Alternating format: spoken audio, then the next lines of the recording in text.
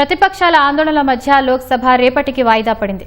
ఉదయం 11 గంటలకు సభ సమావేశం కాగానే విపక్ష ఎంపీలు వెల్లోకి దూసుకెళ్లి ఆందోళనకు దిగారు. విపక్ష ఎంపీల నినాదాలతో సభలో గందరగోళం నెలకొంది. ప్రశ్నోత్తరాల కార్యక్రమాన్ని కొనసాగనివ్వాలని స్పీకర్ ఓం బిర్లా పలుమార్లు విజ్ఞప్తి చేసినప్పటికీ శాంతించలేదు. దీంతో సభ మధ్యాహ్నం 2 గంటల వరకు వాయిదా పడింది. అనంతరం లోక్సభ తిరిగి సమావేశం కాగా విపక్ష ఎంపీలు తమ ఆందోళనను కొనసాగించారు. వివాదాస్పద ఎఫ్సీఆర్ఏ చట్ట సవరణ బిల్లును జేపీసీకి పంపాలన్న ప్రభుత్వ తీర్మానానికి సభ ఆమోదం తెలిపింది. ఈ బిల్లు మైనార్టీలను లక్ష్యంగా చేసుకుందని, దీనిని వెంటనే వెనక్కి తీసుకోవాలని ప్రతిపక్షాలు డిమాండ్ చేశాయి.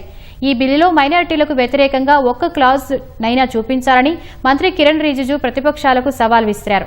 ఆ తర్వాత కాసేపు వాయిదా పడిన సభ మధ్యాహ్నం 3 గంటలకు తిరిగి సమావేశమైంది. గనులు, ఖనిజాల బిల్లును కూడా ఆమోదించింది. నీటి అంశంపై ప్రభుత్వం చర్చకు సిద్ధంగా ఉందని పార్లమెంటు వ్యవహారాల శాఖ మంత్రి కిరణ్ రిజిజు తెలిపారు. విపక్షాలు శాంతియుతంగా ఉంటే చర్చ జరిపేందుకు సిద్దమన్నారు. ఇన్ని రోజులు హోంమంత్రి అమిత్ షా సమాధానం కోసం పట్టుబట్టిన విపక్షాలు ఇప్పుడు చర్చకు సిద్దమంటే పారిపోతున్నాయని విమర్శించారు.